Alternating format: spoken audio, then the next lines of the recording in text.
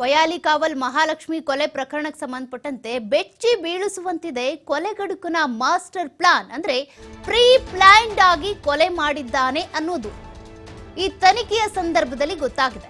ಘಟನಾ ಸ್ಥಳದ ತನಿಖೆ ವೇಳೆ ಕ್ರೈಮ್ ಸೀನ್ ಅನ್ನ ನೋಡಿ ಎಫ್ಎಸ್ಎಲ್ ತಂಡಕ್ಕೆ ಶಾಕ್ ಆಗ್ಬಿಟ್ಟಿದೆ.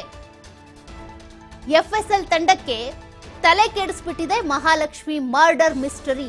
ಹೇಗ್ ಕೊಲೆ ಆಯ್ತು, ಯಾಕೆ ಕೊಲೆ ಆಯ್ತು, ಕೊಲೆ ಮಾಡಿದಂತ ಹಂತಕ ಯಾರು, ಅದ್ರ ಬಗ್ಗೆ ಕೊಂಚ ಸುಳಿವು ಕೂಡ ಸಿಗ್ತಾ ಇಲ್ಲ. ಪಕ್ಕಾ ಪ್ಲಾನ್ ಮಾಡಿಕೊಂಡು ಮಹಾಲಕ್ಷ್ಮಿ ಕೊಲೆ ಮಾಡಿದ್ದಾನೆ ಹಂತಕರೋ ಒಬ್ರೋ ಇಬ್ರೋ ಅದಿನ್ನೂ ಗೊತ್ತಾಗ್ಬೇಕಿದೆ. ಆದ್ರೆ ಕೊಲೆ ಆಗಿರುವಂತ ರೀತಿ ಇದೆಯಲ್ಲ, ಅದು ತನಿಖಾಧಿಕಾರಿಗಳನ್ನೇ ಎಫ್ಎಸ್ಎಲ್ ತಂಡವನ್ನೇ ಬೆಚ್ಚಿ ಬೀಳಿಸಿಬಿಟ್ಟಿದೆ.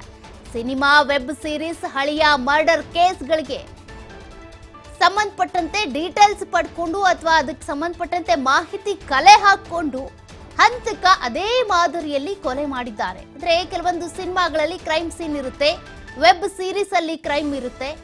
ಆ ಕ್ರೈಮ್ ವೆಬ್ ಸೀರೀಸ್ ಏನಿರ್ತಾವೆ ಅಥವಾ ಹಳೆಯ ಮರ್ಡರ್ ಕೇಸ್ ಏನಿರ್ತಾವೆ ಅದೇ ರೀತಿಯಾಗಿ ಅದೇ ಮಾದರಿಯಲ್ಲಿ ಕೊಲೆ ಮಾಡಿದ್ದಾನೆ ಕೊಲೆಗಡುಕ.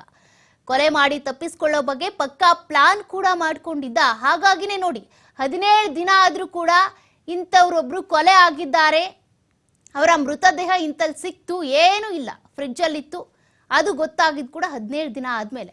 ಅಂದ್ರೆ ಆಕೆಯ ಮೊಬೈಲ್ ಸ್ವಿಚ್ ಆಫ್ ಆಗಿದ್ದು ಸೆಪ್ಟೆಂಬರ್ 3 ಆದ್ರೆ ಆಧಾರದ ಮೇಲೆ ಹೇಳ್ತಾ ಇರೋದು. ಎಕ್ಸಾಕ್ಟ್ ಆಗಿ ಇಂಥ ದಿನಾನೇ ಕೊಲೆ ಆಗಿದ್ದು ಅನ್ನೋದು ಕೂಡ ಗೊತ್ತಿಲ್ಲ.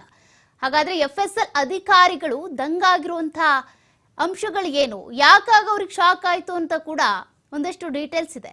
ಅಂದ್ರೆ ಈ ಹಿಂದೆ ಇಂತಹ ಕೇಸ್ಗಳನ್ನ ನಾವು ನೋಡೇ ಇಲ್ಲ ಅಂತ ಅಧಿಕಾರಿಗಳು ಹೇಳ್ತಿದ್ದಾರಂತೆ. ಯಾಕೆ ಈ ರೀತಿ ಹೇಳ್ತಿದ್ದಾರೆ? ಈ ತನಿಖೆ ಸಂದರ್ಭದಲ್ಲಿ ಏನೂ ಸಿಗ್ತಾ ಇಲ್ಲ ಸುಳಿವಲ್ಲಿ ಕೊಲೆಗೆ ಸಂಬಂಧಪಟ್ಟಂತೆ. ಆಕೆ ಕೊಲೆ ಆಗಿದ್ದಾಳೆ, ಇಷ್ಟು ಪೀಸ್ ಮಾಡಿ ಕೊಲೆ ಮಾಡಿದ್ದಾನೆ ಅನ್ನೋದು ಬಿಟ್ರೆ ಆ ಸ್ಥಳದಲ್ಲಿ ಯಾವ ಕುರುಹುಗಳು ಕೂಡ ಸಿಗ್ತಾ ಇಲ್ಲ, ಕಲೆಗಳು ಸಿಗ್ತಾ ಇಲ್ಲ, ಕೊಲೆ ಮಾಡಿದ್ ಯಾರು ಅನ್ನೋದು ಗೊತ್ತಾಗ್ತಾ ಇಲ್ಲ. ಹಾಗಾಗಿ ಸಾಕಷ್ಟು ಸವಾಲಾಗ್ಬಿಟ್ಟಿದೆ ಈ ಕೇಸ್ನ ತನಿಖೆ ಮಾಡೋದು.